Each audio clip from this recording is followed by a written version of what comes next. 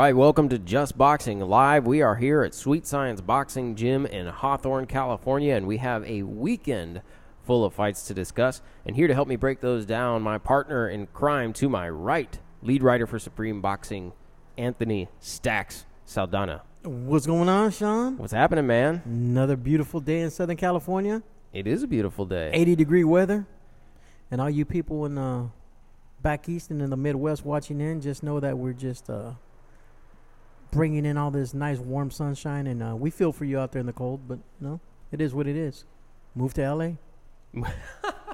That's your recommendation. That's it, man. That's it? Okay.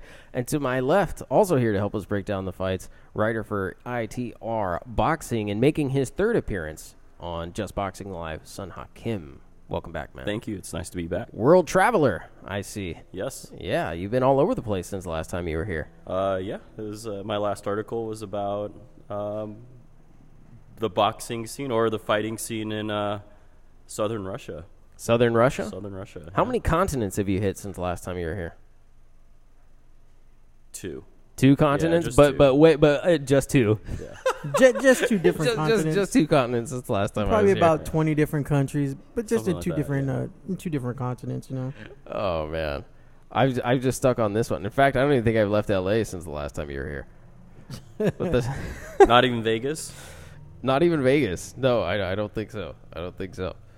Oh, my goodness. But we had fights all weekend long, including a big pay-per-view, starting on Friday with a Thompson boxing card that took place here at the Doubletree Hilton in Ontario, California, which Stacks, I believe you were at that one. Yeah, I was out there for the Thompson event, the last one of the year. You had Ruben Torres on that card. You had That's right. Giovanni Santillan on that card. Who else was fighting on that card? There's a kid named Jose Sanchez, Too Pretty, out of... let's say India or Coachella area. Also, Antonio Duarte And Roberto Meza. Yeah. Yeah. It's a good card, man. It was a good card, in fact. Ruben Torres, who's been our guest here before, winning a first-round knockout in what, on paper, was a very challenging fight. On paper, should have been a challenging fight, but, you know, he took care of business, and that's okay. You know, celebrated his 22nd birthday yesterday. Oh, happy birthday. Happy birthday to Ruben Torres, Ruben, yeah. You're celebrating a birthday, aren't you, big guy? Oh, yeah, man. I'll be 27 years old 27 years old. 27 years Happy old birthday, Stacks. tomorrow. For those of you who only listen on the audio, you probably don't get that joke. No, I'm just kidding. No, tomorrow I'll be 42 years old tomorrow, man. 42 years old? 42 years old tomorrow. I wouldn't have guessed, man. Yeah, so had a good dinner last night, man. Big shout out to my buddy Jeff Joyner and his wife for having us over at their house. Sunha showed up. My partner in crime right here, Sean, showed up. Anthony Montero showed up. So it was a nice dinner, man. Watched the fights, and We did. We got to watch the fights. had some good cards on last night. You know, Golden Boy had a good card out at Fantasy Springs. Then, you know, the PBC card in Vegas, great card out there as well. Great card. Kicked off with a great fight between was it Brandon Figueroa? Brandon Figueroa. Oh, And, my goodness, and Julio man. Ceja. Dude, if you guys didn't get a chance to check out that Brandon Figueroa fight, and I know, you know, I'm not going to lie here. I did watch some of the Golden Boy card. Yeah. I did not yet watch Zucan and Manny Robles III, and I understand that was supposed to be an excellent fight as well. But I have a hard time believing that it is, for instance, the fight of the night, just because that Brandon Figueroa fight was absolute fire, man. That was absolute Those fire. guys went back and forth, man. I mean, Brandon was landing, I think, more punches than Ceja, but Ceja was clearly landing the harder shots, and it was just a back and forth war. I mean, just a good old-fashioned barn burner. You know, take your ass to the backyard and let's get at it type of fight. Probably a top 5 fight of the year.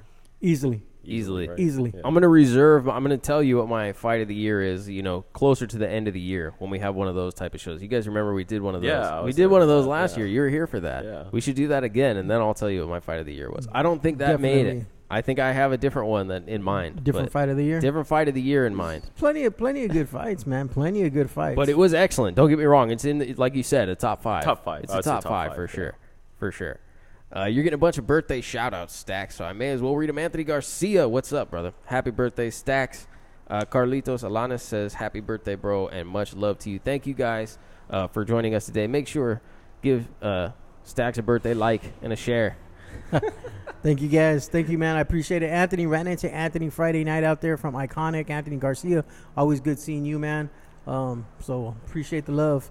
Also, though, this week, man, before the fights, I just want to give a big shout out to Nancy Rodriguez, the WBC, Jesse Vargas, Sean Porter, Mauricio Suleiman, who all went out to the Children's Hospital out in I saw that in Vegas, man, and just kind of brought light and brought some gifts to the kids, you know, during the holidays and whatnot, and kind of spent some times out there with the kids. And, you know, a lot of times it's bigger than boxing, and for them to go out there and take time out of their busy schedule to go out and you know, just put a smile on these kids' face, that's a big thing, man. So I just want to give those guys a shout out. Nonito Dinero was out there with them as well.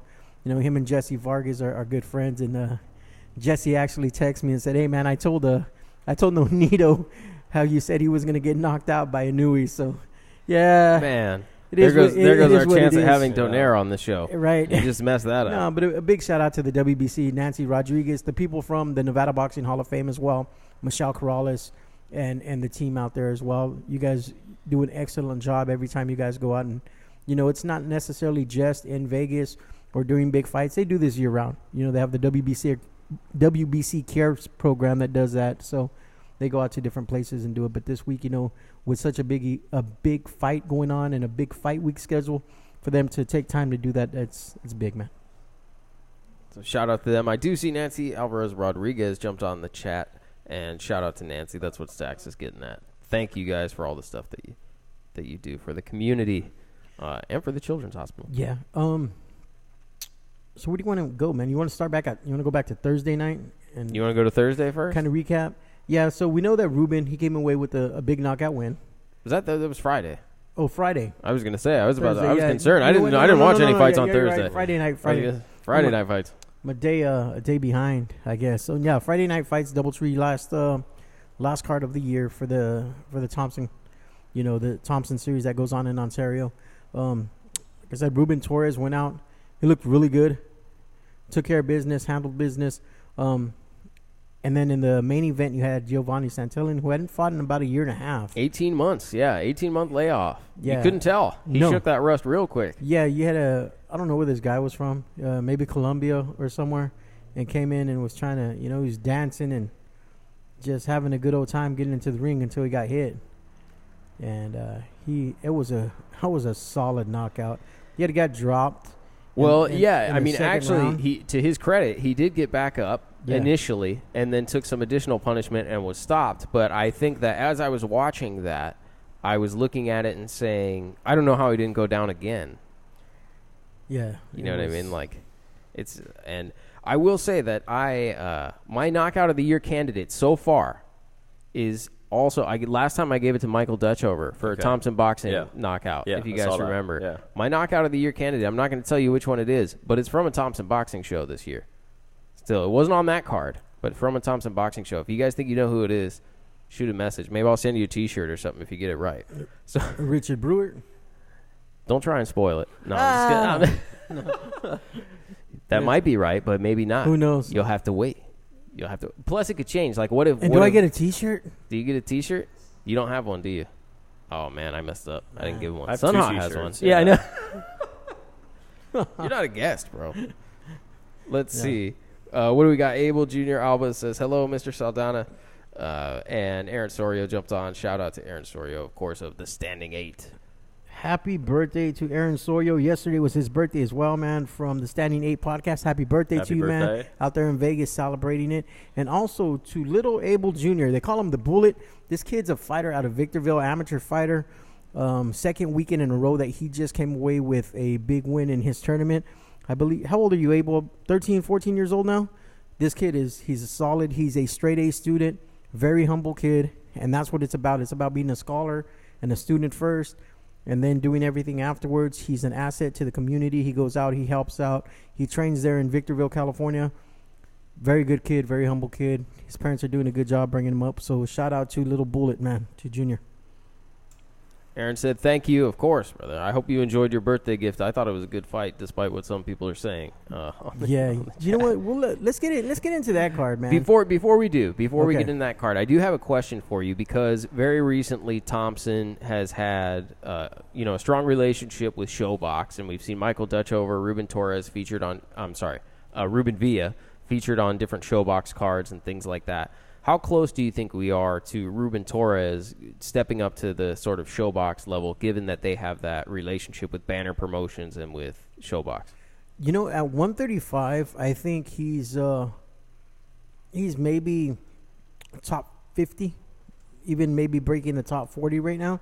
It would be good to see him in with either some type of what they call gatekeeper, somebody a veteran that's been around for a while that may be on his way out, but has that type of amateur, or not amateur, but professional pedigree, veteran pedigree that would be a good test for Ruben.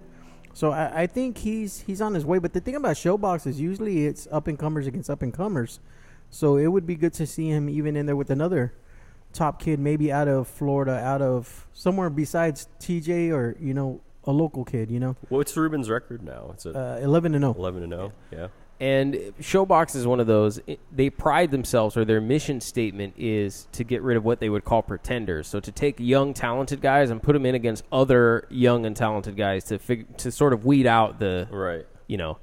And so there is a certain point, where that step up makes a lot of sense, but it could be, you have to do it at the right time from a management standpoint, right? Because it is so challenging for each of the parties who are involved. Yeah, I could see Ruben taking a few more fights this year, and then possibly, they usually a few more fights this year. Not this year, 2020. Okay, I was gonna say, going into 2020. Stay out of the ring the rest of this year. Probably. a few more fights going into 2020, and then or in 2020, and then August or September when they have their fights out in Corona is usually when they do the Showtime events. Yeah, and it would be good to see him there at the end of the year or towards the end of the year, maybe fighting for some type of regional title. So. Okay. I could see it happening next year. So you want to jump in straight into the PBC card, into the pay-per-view, Fox pay-per-view, PBC. Okay. Yeah. And we talked a little bit about the barn burner between Figueroa and Ceja. We did talk a little bit about that. I don't know that there's much more to say about that. No. Except for I thought the draw was adequate. Yeah. Yeah. I could see Ceja winning. I thought maybe he had pulled it out. But, again, like I've told people in the past, I've sat ringside now for hundreds of fights, right? And that view is not the same view that you get on television. You don't get the luxury of watching 5 different camera angles and replay and slow motion to see these shots. You see it in real time, super fast, with no type of commentary, with the referee in the way and the ropes in the way most of the time, or with maybe sometimes the fighter's back towards you where you don't see these same angles. So these referees, man, I don't see it as a controversial draw. I see it as a good draw, because each referee is going to see different angles. They're going to see different punches landing. If us 3 are in 3 different sides of the ring, we're all going to see different shots hit, where I may see one that you don't see, or Sunha may see one that neither one of us see, So as far as the draw goes, I think it was a good draw. And I'd love to see him run it back. Yeah, I don't know that I even attribute it to people sitting on different sides of the ring so much as I looked at the fight and just thought it was a super competitive fight with a lot of very close rounds. And at the end of the day, if you saw it for one guy and a different judge saw it for another guy and one judge saw it even, as long as there's not this giant spread, right? As long as we don't have judges who are saying, it's 119 or 118 That's Figueroa or something. If you had it in that tight space there, right, then I think that's okay. If you're saying, hey, it's 115 or 114 or whatever, either way, and that's why I look at that contest and go, hey, the judges got it right. Everybody had a really close fight, which I think anyone watching should be able to say it was. Yeah. It was a really close fight. Could have gone either way. There were a lot of rounds that were really close, right? And that's why I don't have any problem with the draw. No, it was a beautiful fight all around. Agreed. A lot of action, right? Yeah, it was scored very nicely. And, let's just see it again. Right? Yeah, I would totally love for them to run it back. And as far as, Aaron, as far as you going saying that Figueroa underperformed, to me, it could be one of two things. Because in the first couple rounds, I kind of brought it to Sean's attention.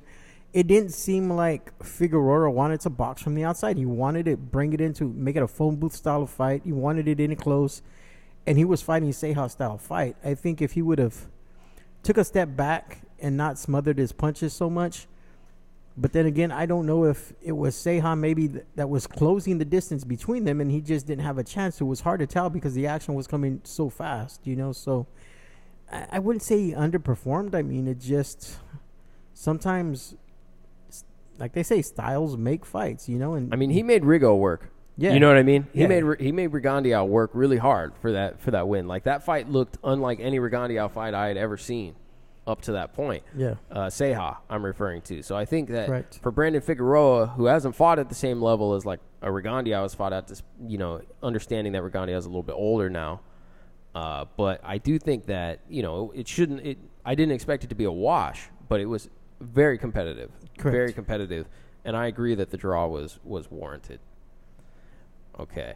The next one, Leo Santa Cruz making his 130-pound debut for the vacant WBA Super World Super Featherweight. The super Featherweight, as opposed to the regular. Super World Super. Yeah, because this is the belt that was vacated by Tank Davis. So Tank Davis vacated this belt. Leo Santa Cruz got to compete for it last night.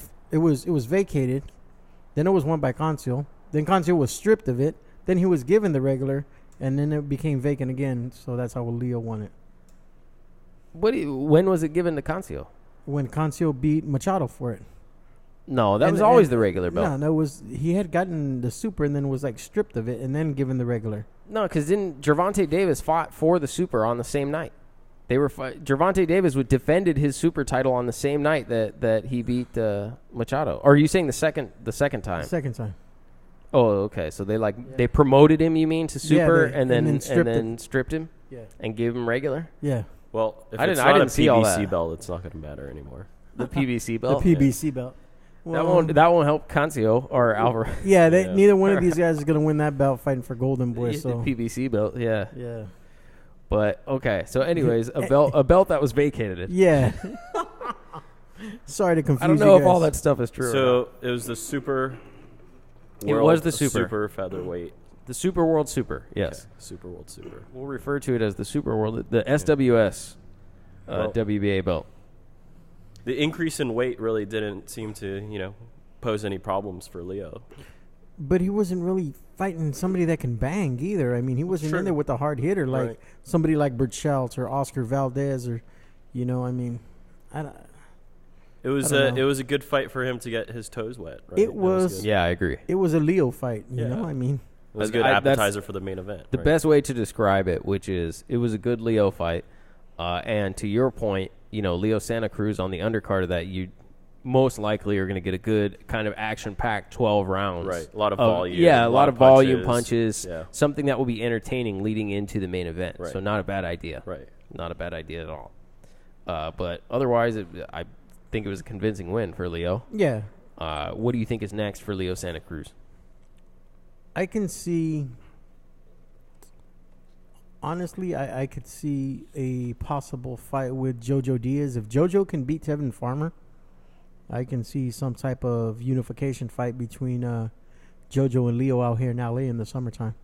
I mean, Leo's maybe a half a step slower than he was a few years ago. Jojo, he's, getting his feet wet at 130. They're both from LA. They both bring two different types of Mexican crowds. Now, is that fight on DAZN, or where's that fight going to be on? Yeah. Do you not consider that a challenging fight to make, given that it's probably not going to, from a sales standpoint, that's not a huge ticket or huge, ticket revenue fight necessarily?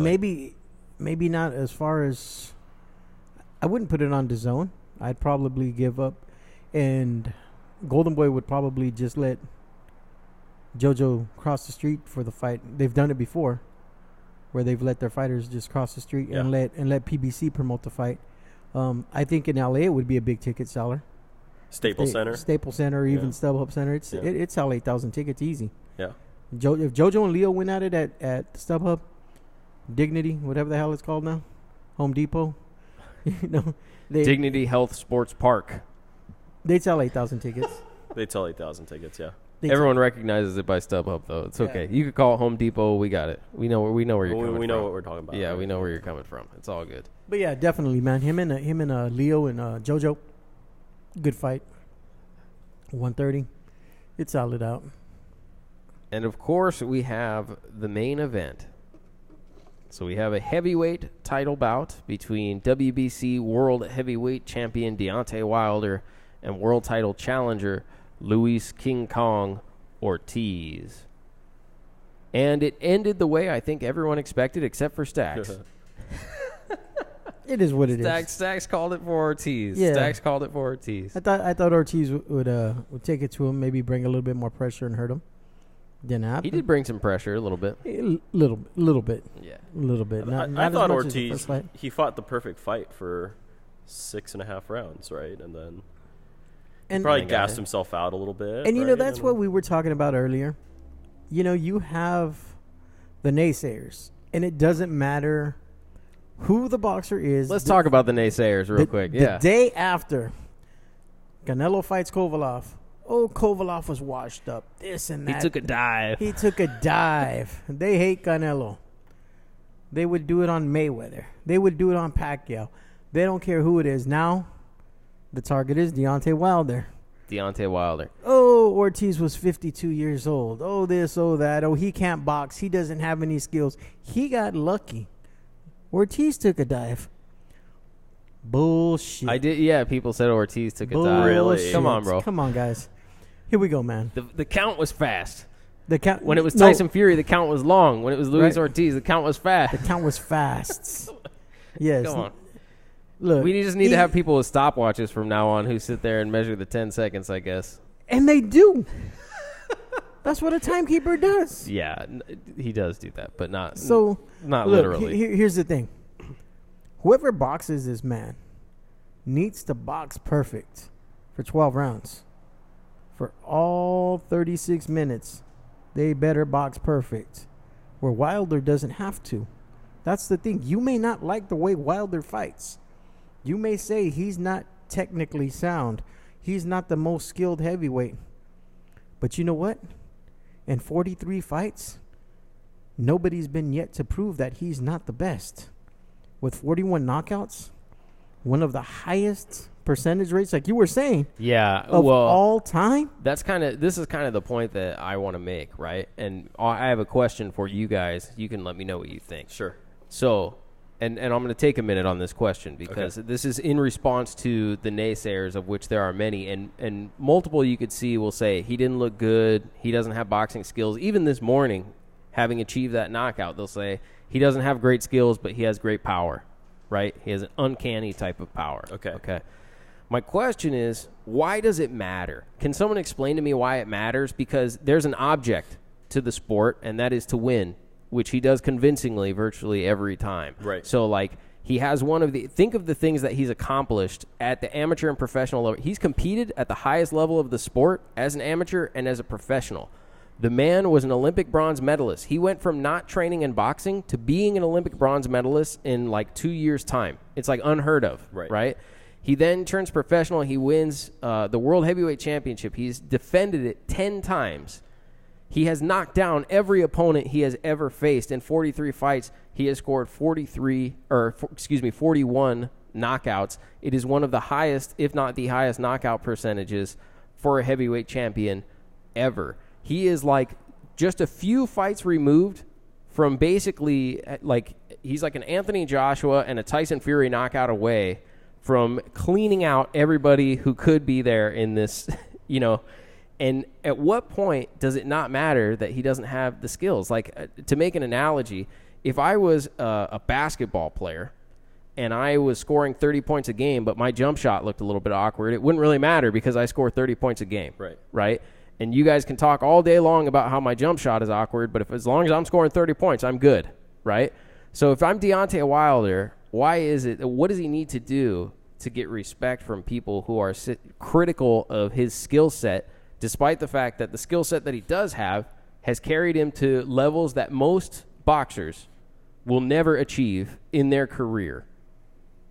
What do you guys think? It's just time, right? Is that all it takes? Like, 20 years from now we'll look back upon it fondly, or like less time than that? Maybe like 10 years or so, right? While he's still active or not active? I mean, it's going to be, a generation from now in terms of boxers. And you have to look at it this way. Is there anyone better in the heavyweight division right now? Like, let's just run this thought experiment. Wilder versus Joshua. Is Joshua getting knocked down? I would. Joshua's going to sleep. Joshua's going to sleep. And he may not wake up. Wilder versus Ruiz. Is Ruiz going down? Is he getting back up?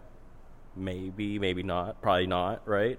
So then you have to put up Wilder and Fury, right? And Wilder and Fury.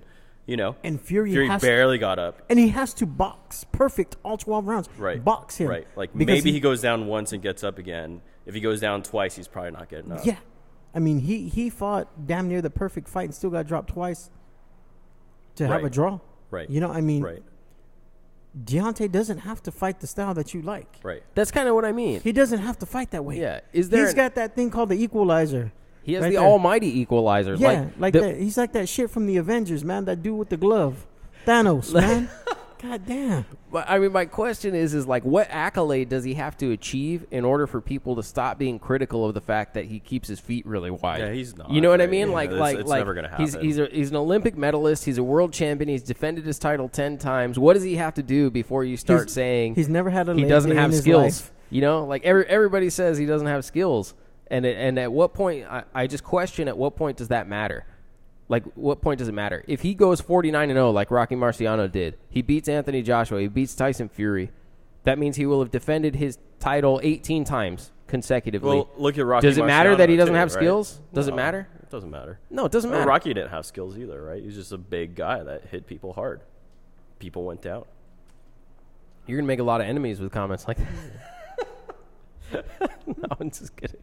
Man, you got to watch out. You got to watch Rocky Marciano tape. Right? I will say, to the credit of the people on social media, I did make a comment. Someone asked if what it would be like after Mike Tyson after 42 fights and Deontay Wilder after 42 fights.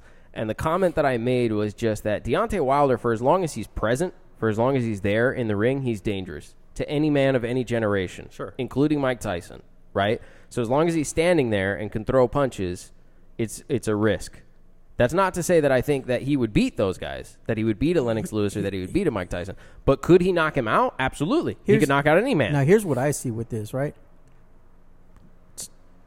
Wilder, to me, has just as much, if not more power than Tyson does, and he fights smarter now. It seems like these last few fights that he's been forced to box and kind of be patient, he's a lot smarter than Tyson. Tyson would bull rush you, go in there, and try to end it real quick, right? Yeah.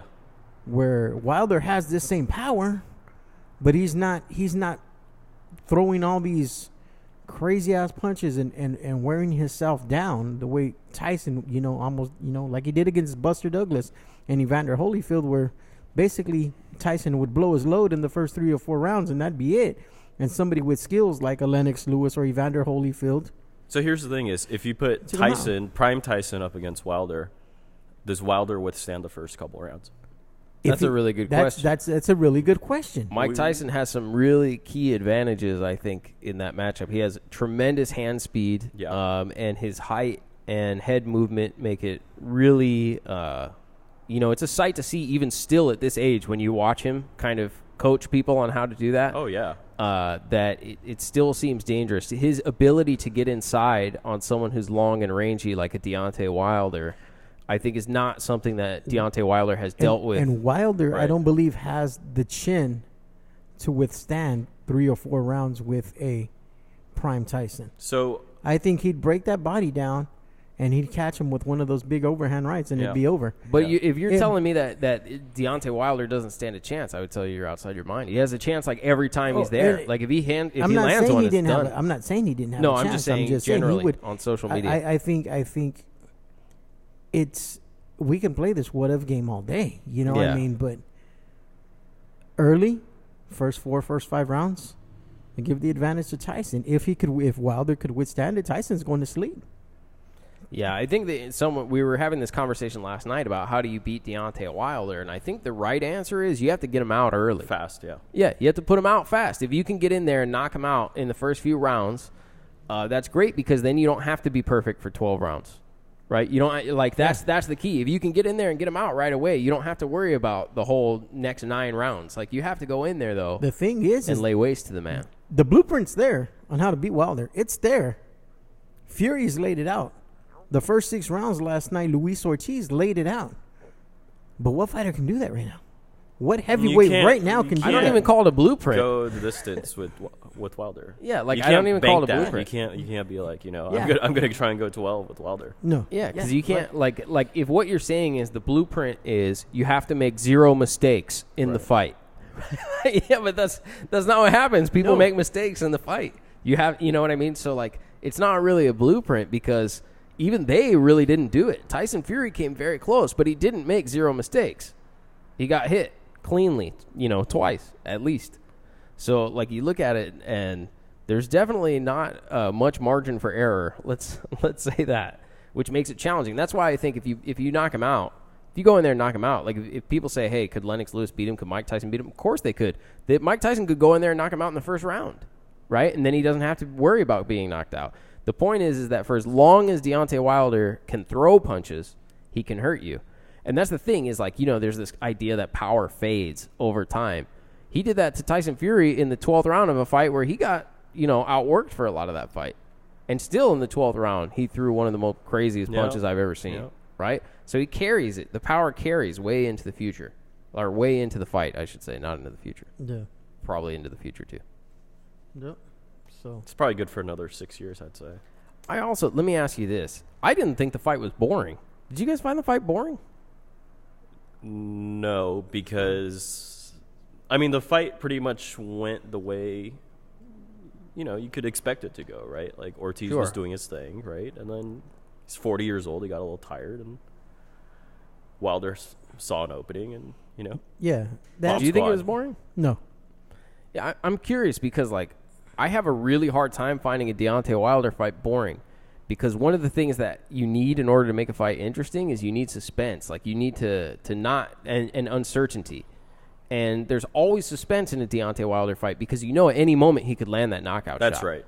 Like, you can't step away from the table. It's like Mike Tyson in that regard, right? Yeah, exactly. Like, you can't turn right away before from the TV. Yeah. before the knockout, it was plain to see that it was coming. He had cocked that right hand. Yeah. He was trying. He tried like And 5 times in like that 4 round. or 5 He just had times. it, like, right there. It's just like yeah. It's locked and loaded. It's ready, and it's like a heat-seeking missile, man. It's it just true. He tried it like multiple times in a row, and then before he finally got it, like in that same round, I mean. And I didn't like think 3 he or 4 would times. because I'm like, okay, 10 seconds left. That's it. There's not enough time. And boom, that's it. One punch. Hey, I do have to ask though, for those of you on social media, if you're talking about payoffs and all that kind of conspiracy theory thing, like, I don't understand for Kovalev and I don't understand for this. Like, both men were clearly knocked out. You can watch it in instant replay, slow motion, as many times as you want from a bunch of different angles. Canelo caught Kovalev with a devastating punch.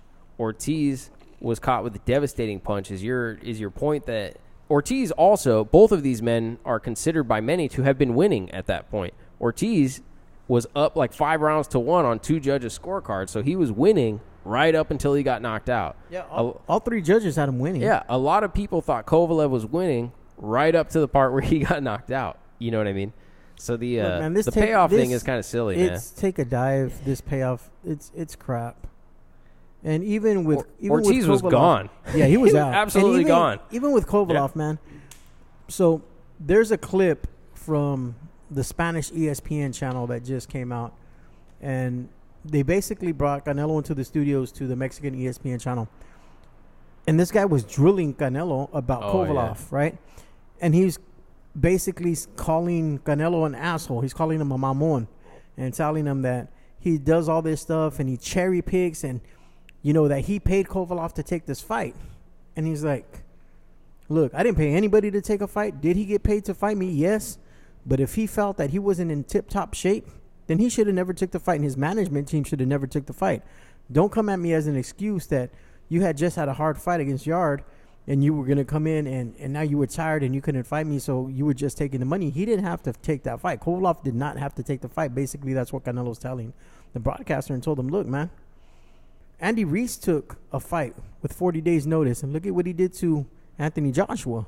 You know, things happen. They offered Kovalov money not to fight Yard, but because of contracts and stuff going on, he had to take that fight anyways. But it's like, seriously, if you guys think that these guys actually took a dive, there's something wrong with you, man. There really is. I'm not a Canelo fan. I've never been a Canelo fan. He's not, for sure. Yeah. But he won that fight. He not a Canelo fan. He knocked Kovalov out. There's no excuses. Yeah, I mean, we could sort of talk about why didn't he take a fight Mexican Independence Day weekend? Like, what was going on there? Oh, why did Canelo not take the fight Mexican Independence Day weekend? Right. A different fight, or you mean the Kovalev fight? It could have been any fight, right? Like, you know. Yeah, I mean, what was the he doing? Kovalev fight they did try to make. He's the face of boxing, right? And Yeah. he's the face of Mexico. So what do you think? Why do you think he didn't? I don't know. Yeah, I don't know. I either. mean, we could talk about it. We could take guesses. You could here. theorize. We could theorize. You could about theorize it, but, about why it is. You know, I mean, he's for people that know the sport, for people that are diehard boxing fans, people that understand it. Of course, they want to see the best fight the best, right? But this isn't a sport of diehard fans. This sport of boxing is made by casual fans that they can sell these fights to. When they're marketing Canelo, that he's moving up 2 weight classes, 15 pounds, right, to light heavyweight to win a title. 10 years from now, he beat a monster. He beat Crusher Kovalov. That's what most fans are going to remember. That was they're my not, point. You know, they're not going to remember, well, he was the third best when Canelo did it. No. Yeah, people will be critical now, but at the end of the day, and this is the point that I made when we talked about it before, Roy Jones Jr. was still the heavyweight champion of the world. Nobody cares that it was against John Ruiz. He started his career at middleweight. He went up and he won the heavyweight championship of the world, and forever, you know, for all of time, he will be considered that. True, right? You know, and the same thing will happen. This 175-pound belt, right? You know, there's a lot of criticism around it now, but they're not going to remember that. No, at the end of the day, they'll just see, and get up to 2 weight classes. Kovalov is arguably at that, you know, still one of the top 5. He's still a world champion. He had just he's a world champion. He still just went toe to toe with Yard, a young undefeated fighter. Come on, man! Like, he's legit. He's just not a cherry picked opponent. Was he picked? Sure. Was there a big? I'm sure they sat down and they went over opponents, and I'm sure they did this whole thing and talked to managers and talked to promotion companies and basically did what they had to pick Kovalov. But as far as being cherry picked, come on, man. Well, the one thing that I was saying a few episodes ago when we were talking about this is that I think you could take any fighter's resume and just pick it apart. You know, like I can look at all kinds of great, like Rocky Marciano. I could look at Sugar Ray Robinson and all these guys and start to criticize, like, oh, well, but he lost at this point in his career, and then he fought a guy who had this record, and then he did all this different stuff. Robinson lost 18 times. Yeah, like. And people call him the greatest of all time. Yeah, and I think if you wanted to look at his resume and be super critical, you could. The same way that you could with any fighter's resume. And we heard it a lot when Floyd was active. Every opponent he picked, there was always something wrong. Right. There was always something wrong with that opponent. Right. It wasn't the right opponent for this reason or that reason or whatever. It was too early, too late. You know, this guy was too young. This guy, you know, hadn't proven himself. This guy didn't do this. It didn't matter who he picked. And I feel a little bit like that right now about Canelo. Canelo is like, it doesn't matter who he picks. There's going to be a ton of people who talk about, oh, well, you're not fighting this person, or you should have picked that person, or whatever the case is. Someone's too old, someone's too young, someone's past the prime of their career, you know. You know, here's the thing. You can do it with anybody. Here's the thing that I go back to.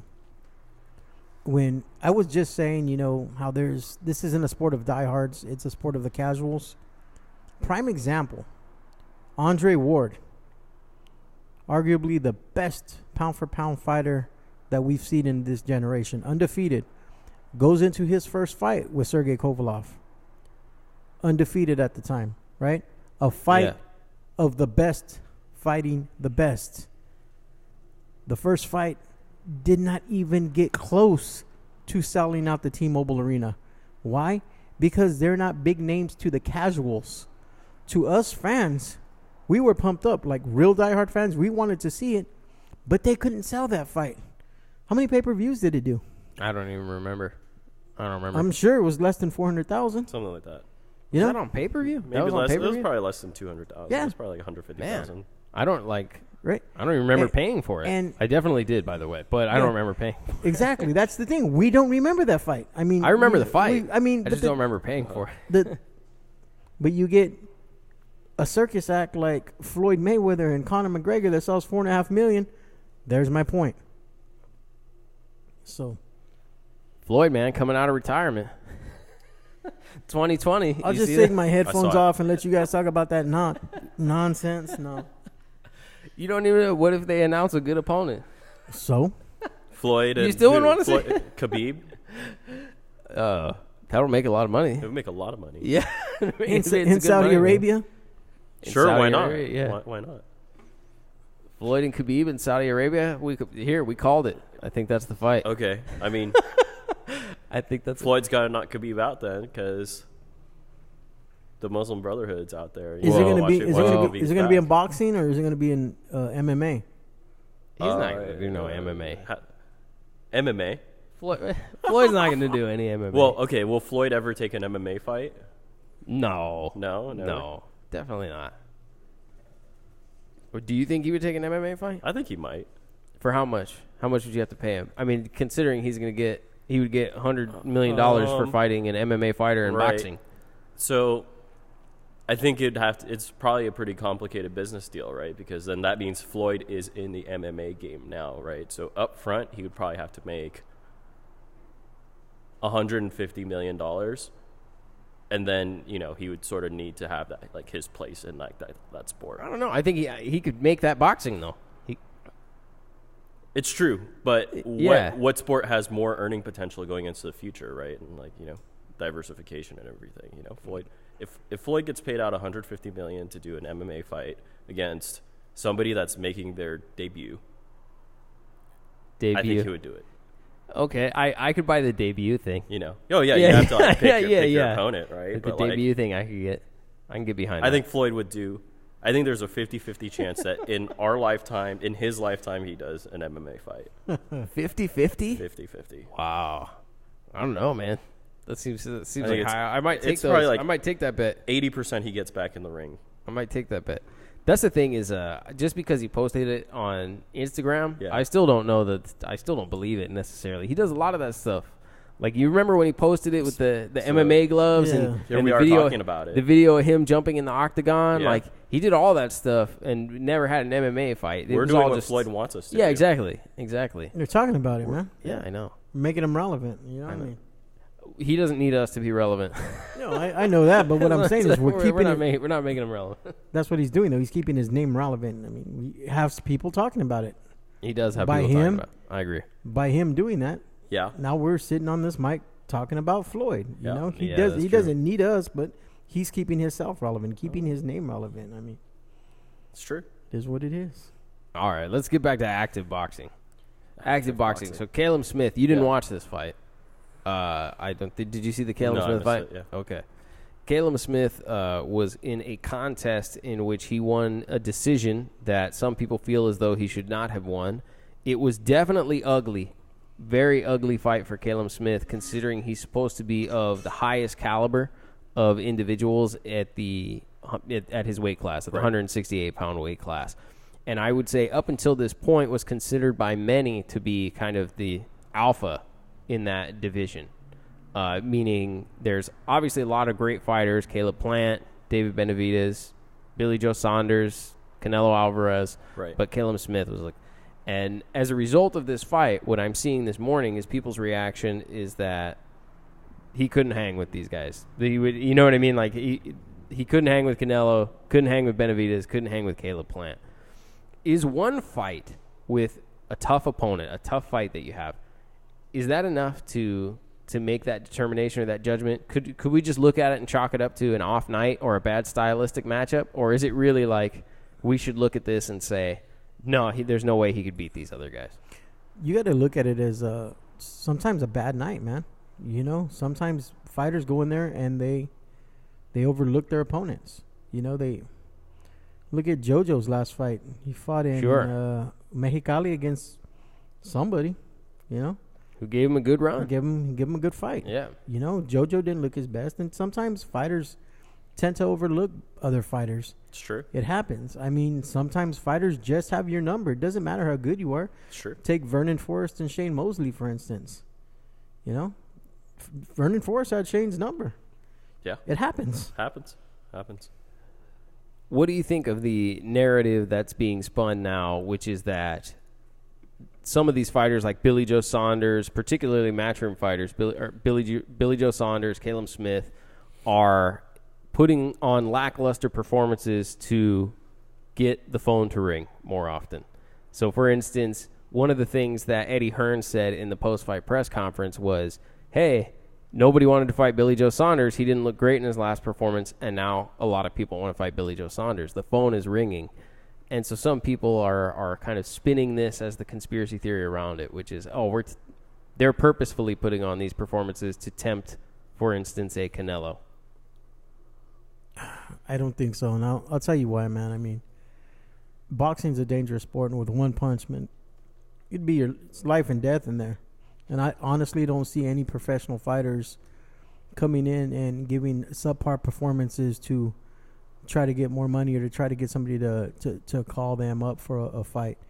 I think they're going to go in there and they're going to, if they're training 8 weeks, sometimes 12 weeks, giving it their all, going in there and fighting, I don't think they're going to give a subpar performance to try to get somebody to give them a call. Right. And here's the thing about British boxing is it's overrated. British boxing is overrated. It is. Eddie Hearn, he's a promoter. He needs to, say things to defend his stable, right? But I mean, British boxing in general, right? It's way overrated. Overrated in what way? I think there's a lot of hype surrounding British boxers. I mean, look at Anthony Joshua, right? I don't know. We could go back into history, like even Prince Nassim Muhammad. Who else? Ricky But Hatton. I mean, these. Ricky Hatton, that's a big one. Yeah. But what do we mean by hype? These are cats who drew, like Anthony Joshua, for instance, is maybe perhaps the biggest draw in boxing today. Right, and that's the hype. hype. He fills the stadium. Right? No, yeah, he's the hype. great. He's great for the sport, right? He makes money for the sport. Well, yeah, but it's also not. He was also an Olympic gold medalist and a unified world champion. In 2012, he became the Olympic gold medalist, and that's what made him a big star because the games were in London, and basically that's when Eddie Hearn, really started blowing up that whole stable from 2012 from the United Kingdom. I mean, it's just like anything else. It's just like here in the States. It's a business behind it, except Eddie Hearn has a whole country behind him, unlike the United States where we have other sports, football, basketball, NBA. Over there they got right. Boxing's soccer. pretty much the second biggest sport in England, right? Yeah, so. it's like, what's over there? They got soccer, yeah, right? The Premier League, right? They got boxing and they got darts. Pretty much. This is kind of like, so I want to touch on this a little bit because in terms of hype, Anthony Joshua, as I said, was an Olympic gold medalist. He also won the unified world title. He beat Klitschko in a really good fight. We could talk to Roy Jones about winning Olympic gold medals, right? Yeah, that's true. But I mean, there's no controversy surrounding Anthony Joshua's. Here's the thing, medals. though, is in general, he's saying, just so to speak, these UK fighters, these UK boxers, right? It's a lot of hype behind them. They build them up. They make them superstars in their country where they can sell out big platforms and big arenas, but they're really not at that level of some of the elite fighters. I think that's what his but the example is Anthony Joshua. Anthony Joshua was a unified world champion.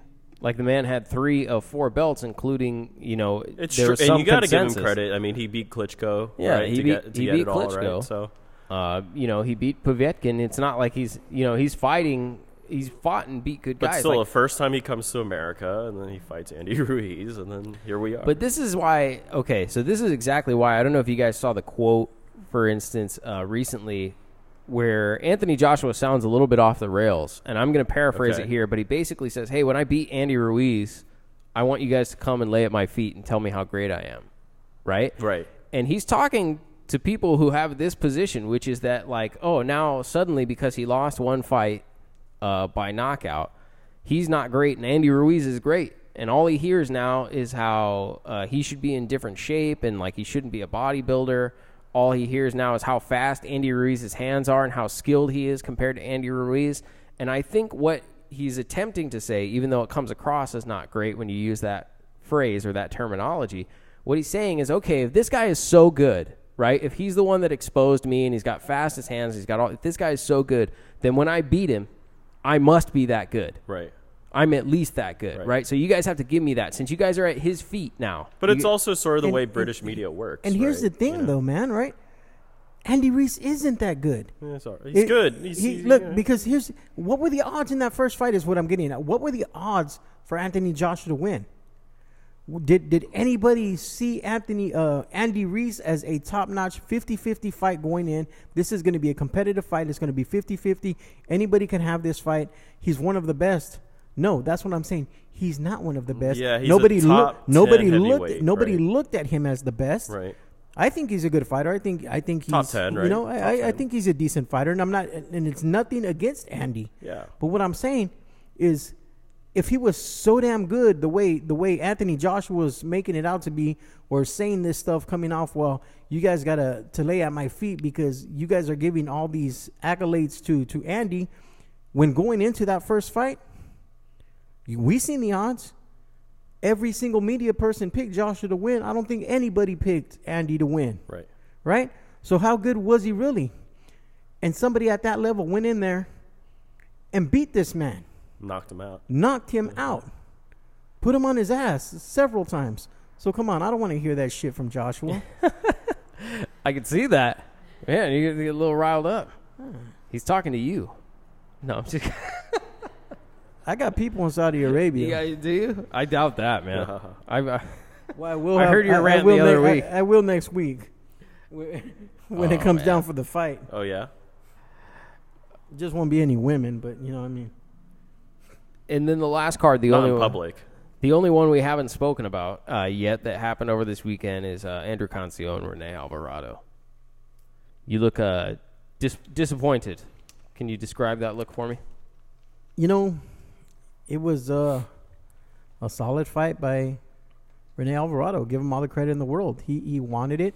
It was on the anniversary of Alexis Aguayo winning his first world title for Nicaragua, yeah. So, you know, he was out there. He was training, not making any excuses for Cancio. You know, he works 2 jobs. He is a full-time father. He has his full-time job with I believe the gas company, and I think it just caught up to him. You know, sometimes you can have all the skill in the world, but if you're not given that opportunity, if you don't have that extra money to stay home and train, you know, 7 days a week and just be a full-time boxer, and you have to support your family and you have to support your children, sometimes it takes a toll on your body that, you know, the work and everything else does, you know. And he got cut early, and I think the cut had a lot to do with it. He was having trouble seeing out of that eye, and besides just the cut, I mean, we seen Alvarado was putting it on him. So, I mean, not taking anything away from Rene Alvarado. Bad night for Cancio. I would say the one thing about that fight that stands out is the stoppage, and I commend the stoppage because I think in the corner before they stopped it, I was even mentioning to you his corner should stop it after this round. You know, I was looking at it going, it's too much. Right, he's just getting hit too much, and this is how people get severely injured is rather than getting knocked out. People die. Yeah, exactly. Rather than getting knocked out, they just get punished over a period of rounds and rounds. And that was the impression that I got, was he was being punished. Even though he was landing shots, he was landing some, but he was also being punished throughout the course of those rounds. And I think that the stoppage was warranted. It was a good stoppage by the referee because dangerous, absolutely dangerous. And then Zucan, he came up with a big win over Manny Robles III. I didn't watch that fight. I think I watched 2 rounds last night, and I got pretty tired and shut it off. I want to watch the replay, not because it was a boring fight, because they said that was one of the better fights. They of said the it was night. great, yeah. But from what I did see, that kid has that whole Mexican style, that Zucan, and he was putting together big time body combinations and going upstairs and downstairs, really fast hands, and he's going to be a force to be reckoned with at 126. I'd asked a buddy of mine, I'm like, what do you think? How does he go up against Shakur Stevenson? And his answer was, he's no Joet Gonzalez. That's the only answer he gave me. Is he's not a Joet Gonzalez. So I mean, you can take that for what it's worth. Too soon, man. No, I'm just kidding. Oh man. Anything else? What else? Upcoming fights? Obviously, we got the. What do they call it? I love how they try and come up with the name for the. This Saturday at the Cosmopolitan in Las Vegas, you have Gutierrez and Oscar Valdez. Yeah, Oscar Valdez is coming up. Frampton will be on that card. Adam Lopez is on that card. So that's a good card out at the Cosmo in Vegas. I think I'm gonna drive up to Vegas and drive back that night and go watch the fights. I'm gonna go as a fan, not as media. Not as media this time. Not as media this time. I might still write up a pre-fight article on it and put it out, but I'm gonna go as a fan and go have me some Korean barbecue up there and go watch a fight and have me a drink and drive home. Just one though. Yeah, let's set an example for the children. No, man. Have me a drink and drive home. Not like that, man. And go up for the night and come back. No, have the drink early in the evening, 3 o'clock, 4 o'clock, maybe a sake bomb, and then drive home. Yeah, midnight or 1. But just one. But just one. Yeah, no. Yeah, don't end up like Earl Spence, kids. Do not drink and drive. Yeah, that is terrible. You see, Wednesday, he just got booked, and they showed his booking picture, so please don't end up like the WBC champion Earl Spence. Don't drink and drive. That is tragic, and it is a good message for everyone. And that's all joking aside. I don't drink or I don't drive. If I'm somewhere, I will Uber, and I know when I'm driving home, I'll be 100% sober. So good for you, Stacks. Real talk.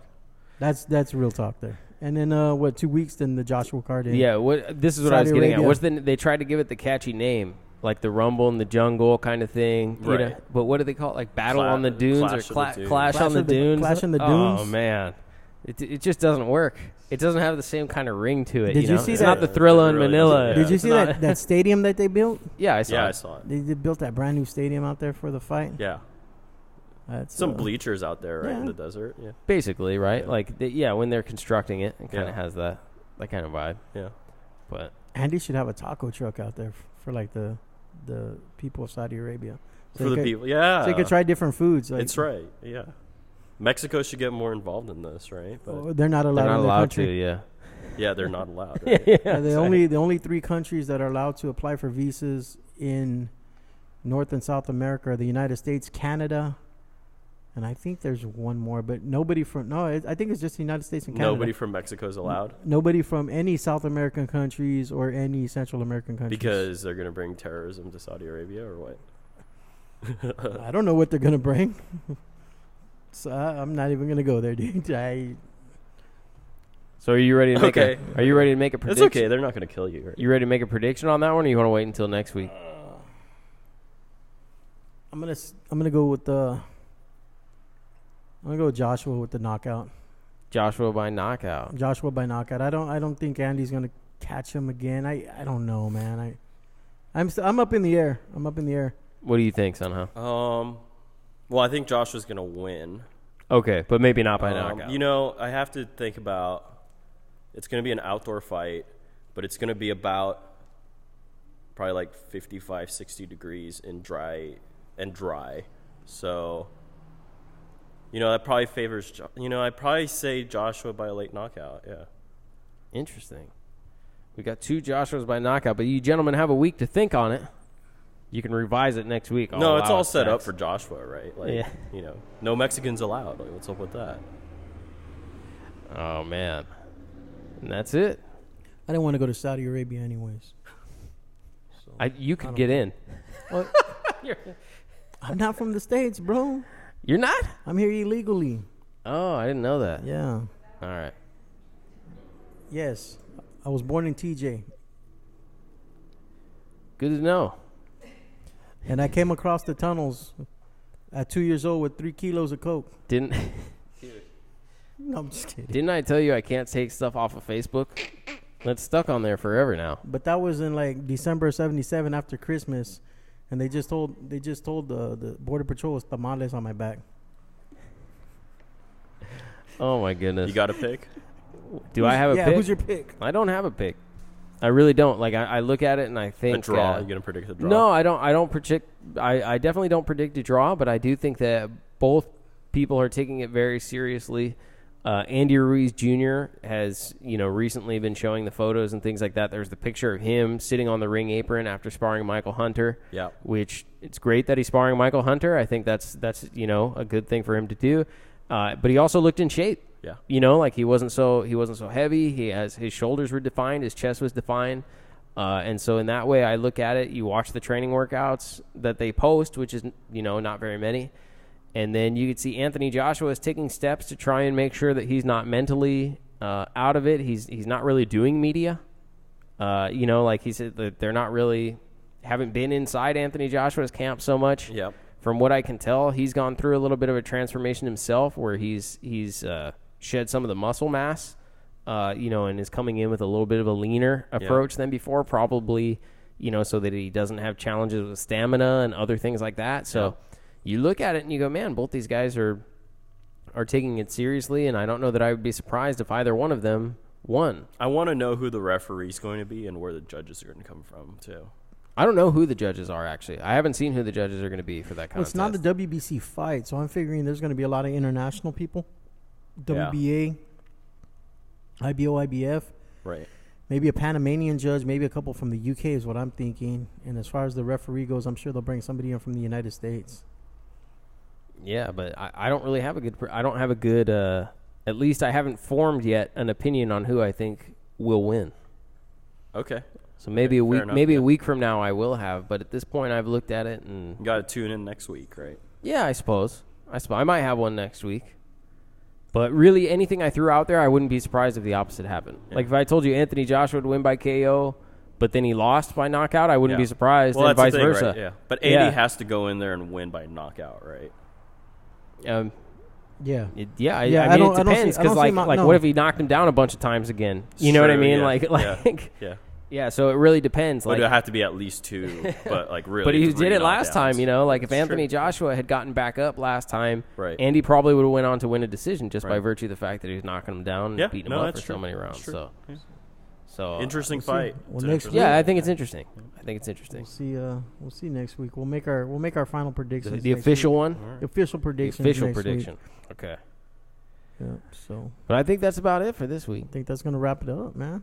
Where should we follow you guys at? Any plugs? So last time I got a T-shirt, I got on national TV with it. That's right. Look for me on national TV. That was Leo Santa Cruz, right? That was at the Santa Cruz LA Live. Yeah. Yeah, that's right. Yeah, that's right. That's right. Thank you very much for that, by the way. Absolutely. And you can follow me on Supreme Boxing at supremeboxinginc.com, and then all the social media platforms. I always forget that ink at the end. Supreme Boxing on Facebook. Sending people to the wrong site. IG, Twitter. And then, of course, the Nevada Boxing Hall of Fame. Awesome. I want to give a shout-out to Combat Sports Collective. Combat Sports Collective is a full-scale fighter support system providing fighter resources like strength and conditioning, photography, apparel, soon-to-be supplements and recovery. Combat Sports Collective, logo of champions. Follow Combat Sports Collective on Instagram. And, of course, follow me at Just Boxing Live. Follow us, I should say. It's not me. Follow us. That's right. Just Boxing Live on Facebook and at Just Boxing Live on Instagram. And someday I'll have a Twitter and other stuff for you guys to follow, I imagine. I just haven't figured it out yet. I'm a little bit behind the times on the social media stuff. That's all I got for you this week. I'll see you guys next week. Peace. Happy Thanksgiving.